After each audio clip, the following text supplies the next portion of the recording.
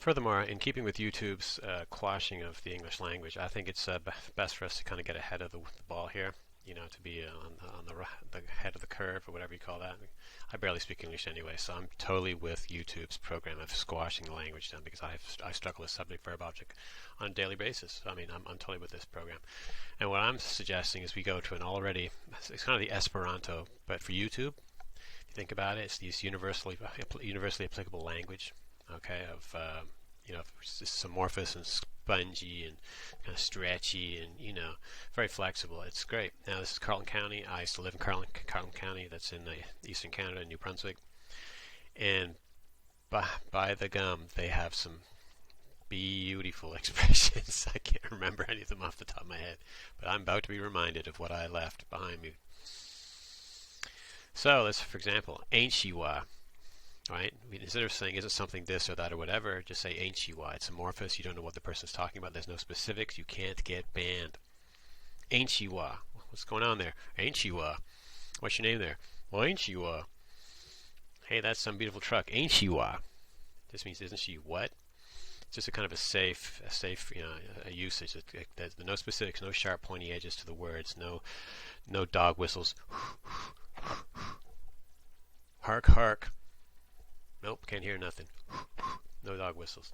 So it's really good stuff. It's totally safe. Let's see what else we got here. Aluminum, bald-headed. A lot of people want to swear, you want to curse. The F-bomb obviously is no good anymore. You can't use that on because it's not family friendly and it's not kind of people, persons, or whatever friendly. Now, why not just substitute with something like bald-headed? Like Jesus H. bald-headed Christ. Right? Something of that nature works, just serves very well. And what else we got? Bamington. Well, that's not even that's just whatever. For example, a fortnight.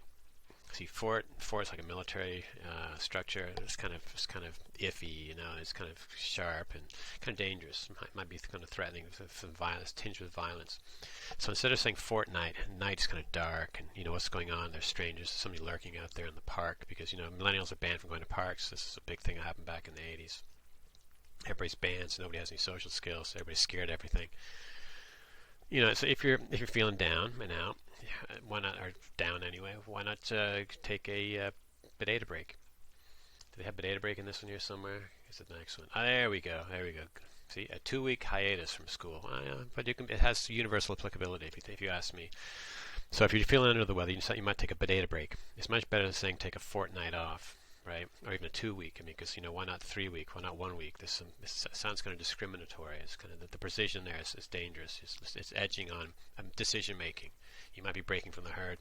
But potato break, hey, it's great because it's potatoes. Potatoes are like French fries, well, or freedom fries if you like, whichever you want to call them. But freedom fries, we don't want freedom because we've got to adhere to the norms that are being imposed upon us. We have to, what's the word? We have to comply. So freedom fries, you're not going to be complying if you're pushing for freedom, so that's obviously banned. French fries, well, that's another country, France. France is great because they produce all these cultural Marxists, and of course it's awesome. But still, France is having all these riots right now. People are protesting cultural Marxism. They're going against the grain. They want freedom. They're on the verge. I think in France they're on the verge of passing a legislative act decreeing French fries to actually be freedom fries, which of course is a danger to the whole global situation. So potato break, I think, is much better, and we should consider using it. Okay, right. I just remember. Let's move on to the J section. This has got some good ones here for us.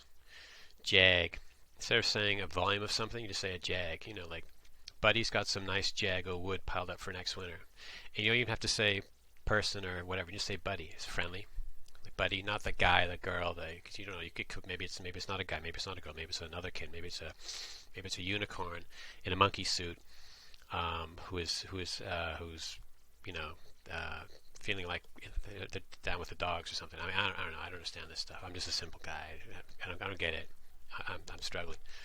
But if you just give me the word buddy, hey man, I can trot that out. Hey buddy this, buddy that. Buddy's got some nice jag. We went over to Buddy's place. We're going over to to my buddy, the other guy over there, my wife's buddy, has got this and that. I saw this buddy on TV. This buddy's running for office. Buddy is great, man. It's totally friendly. I think it's a perfect thing. And JAG is great too. A JAG, there's no, what does it really mean? But JAG's not close to jagged. I don't know. Maybe JAG's not so good. I'll pull back on that. What? Nah, whack, feed. Nah, right out of it. Yeah, let's keep going. Let's see what we find. Jeepers. Well, that's cool. Because I mean, again, we got to watch. We got to stay away from banned religions like Christianity and stuff like that. So we've got to bring everything back down to make it safe and jeepers. That's the word for me, man. Geez, frig, frigate, jeepers. The black flies are some bad. I mean, some. Is there any better word than some? Some bad. I mean, it's such something very bad. It's some bad. It's like it's not specific. It just can mean anything, but at the same time, it expresses what you want to say. You got jeepers. You got Jehover. You got holy lifting. Holy lifting. But he's got a big jag of firewood. I used to actually talk like this to a degree. Wow. Okay, last entry I'll take a look at is just this one here, because this is one that I used to, I was quite fond of. Piss cutting. Now it's a bit edgy, kind of, because piss, cut, and whatever else. So let's look what other choices we have. But first you got to understand how piss cutting works. For example, we was doing at least 90. Just piss cutting, boys. But you can substitute this with boot, cuff, honking. Oh man, we can't use honking anymore because honk. That's Bozo the Frog, whatever his name is. Humsucking her. That sounds kind of sexual. We're just whiffing along. But you get the general idea. I mean, because what you do is you just, by substituting these Victorian-era usages and reinventing them as neologisms today, you could say something like, I was with Buddy. Me and Buddy was back Dad's garage there, and along come these gravel rotors. And actually, I reckon they was goalers. These goalers was just honking down there, just sucking her down the road there. So we pulled up, we got in Dad's truck there, pulled up the camp there boys, and we just went piss cutting her down the road there. But we hit a turn in the road, couldn't quite manage her there, and we just rhubarbed her, boys. Rhubarbed her we did there. Just come on and around, sit saying to Jimmy there, come on, we give her, but he didn't give her the right way there, and we just rhubarbed her. You might say, well, what the hell was that? Well, rhubarb is you smash into the brush of the trees. You have an accident. So again, you can see how rhubarb is tasty. You add a little bit of sugar. It takes the bitterness out of it. Put it in a pie. You got rhubarb pie. Put on a tipple of ice cream. Oh man, it's just awesome. How can you argue with this dialect? It's amorphous. It's meaningless. It basically avoids communication at all costs. If you don't communicate with anybody, then you don't disturb anybody. You don't annoy. You don't oppress anybody. Everybody can just get along if we just talk gibberish nonstop all the time, right? Everything will just convert the entire world into this huge safe space of gibberish.